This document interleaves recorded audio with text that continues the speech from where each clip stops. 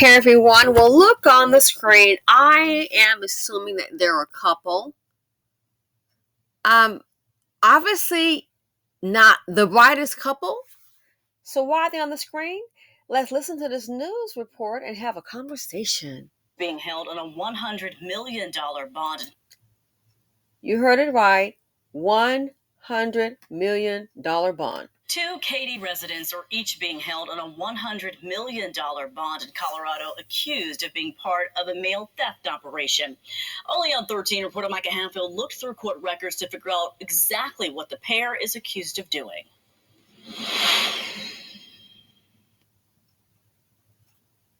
Two $100 million bonds, that's certainly something that'll catch your eye. The two in this case are charged with a combined 51 counts, everything from theft to money laundering to burglary.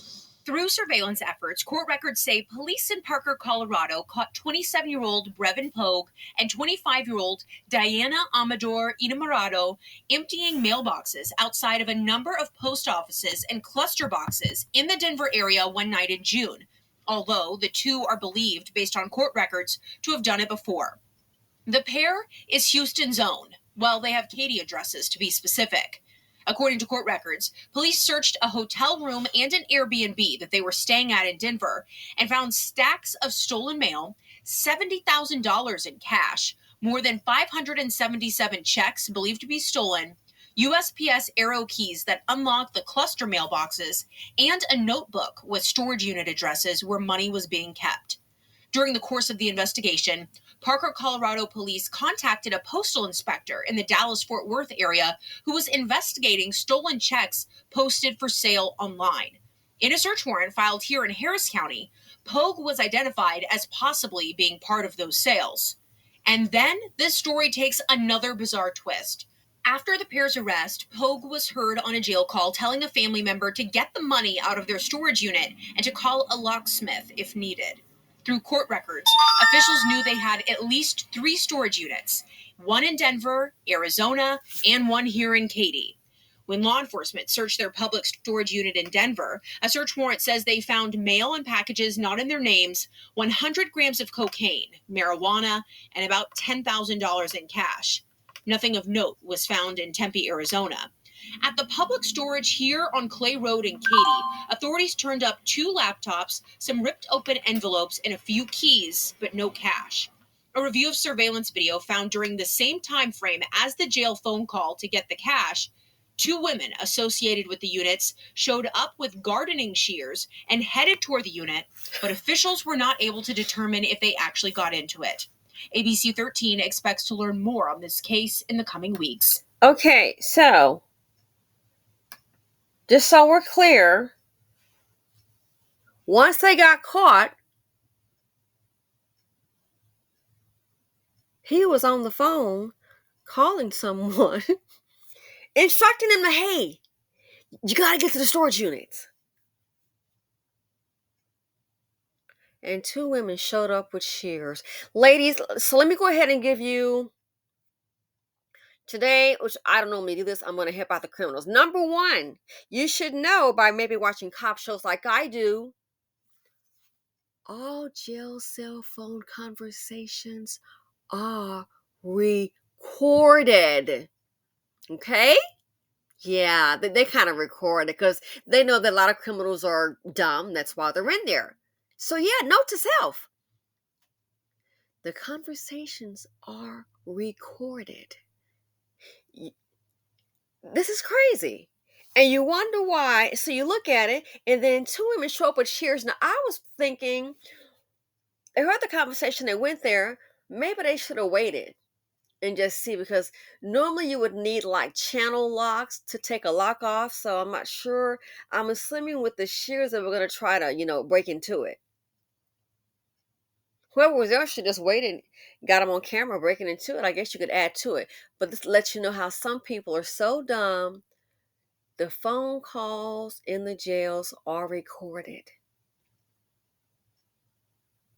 So then you could have 2 of the women facing charges, what? Trying to help out Mr. Brevin Lee Pogue on the screen. And what did they say they had? doing the search warrants.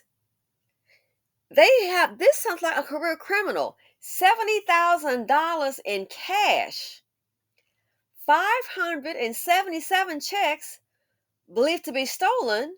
Then they said they had posted the checks online. So somebody probably need, who knows, maybe a late income tax check, refund check, a check out to a company, a business check in the mail to a supplier. 577 checks stolen and put them online. And why would they put them online? I'm assuming so someone can buy the checks and do what? Wash the checks, put them in a dummy account, get the cash, get away clean, bada bing, they're out of there.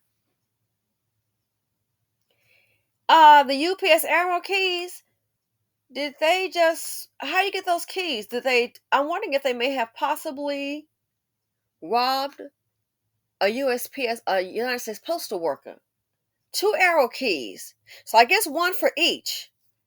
And look, they've got a storage. I think it's 3 different locations. Searched a hotel room and an Airbnb that they were staying at in Denver. How do you think they paid for the hotel and Airbnb? Probably washing those stolen checks. And found stacks of stolen mail, $70,000 in cash. $70,000 in cash. Wow. More than 577 checks believed to be stolen, USPS arrow keys that unlock the cluster mailboxes, and a notebook with storage unit addresses. So I'm assuming the storage unit addresses, that's where they're holding their loot. Where money was being kept. During the course of the investigation, Parker, Colorado police contacted a postal inspector in the Dallas-Fort Worth area who was investigating stolen checks posted for sale online. I never heard of such a thing. I guess it's under the dark web. Stolen checks posted online, posted for sale. Hey, it's a website you can go get some stolen checks and you can wash them. Wow. I just saw, it's been a while ago, a couple of months ago, on the First 48. This young man, he had him a little business going on like that. And I believe that's what he was doing. He was washing checks. And he was recruiting people. Yeah.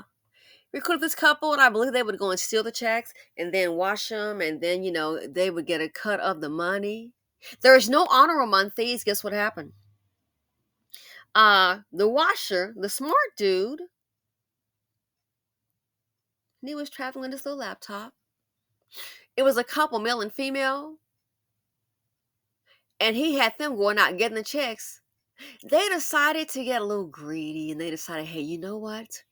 We see what he's doing. He didn't have a vehicle, so they were giving him a ride.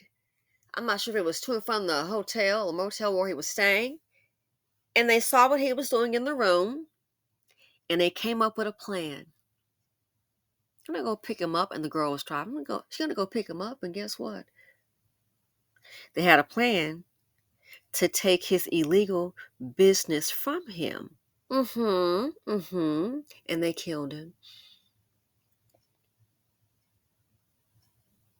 So what they were going to go ahead and do is steal the checks, cut out him, the mastermind, and just take his laptop and take his business. And they even discuss with the laptop, they would definitely need to go ahead, I guess the login or whatever, his PIN, how it was set up.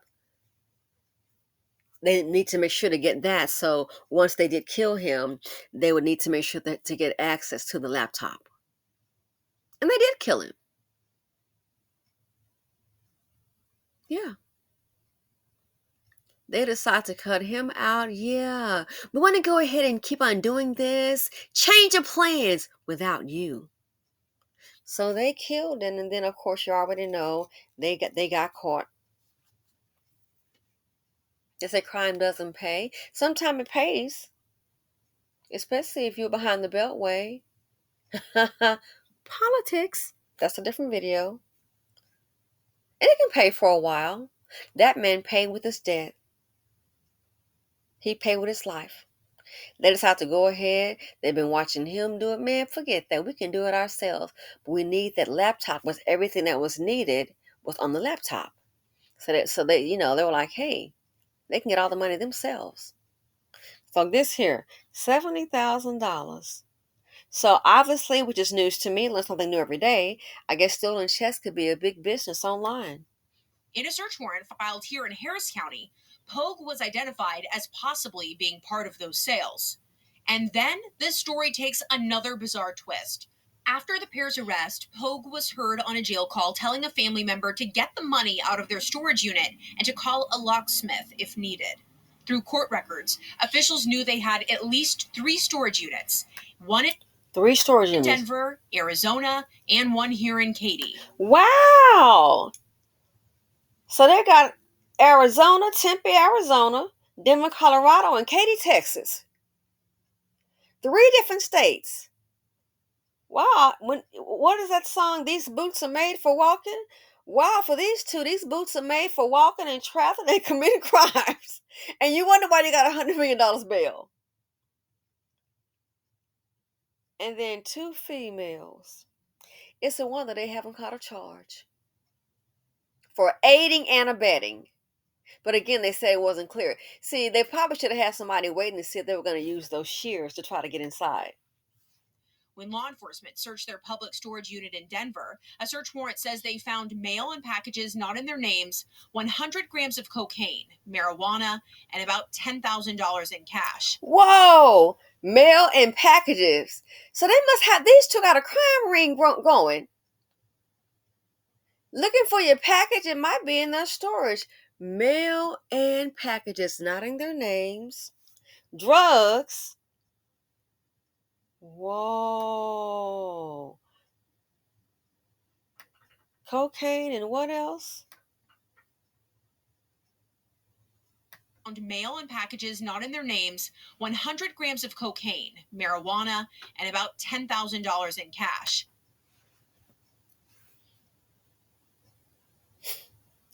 And you wonder why $100 million on bond. Anyway, enough. Let me know what you all think. Thanks for watching. Feel free to comment, like, subscribe, and share. Missing a package? These 2 might have it. And I'm out.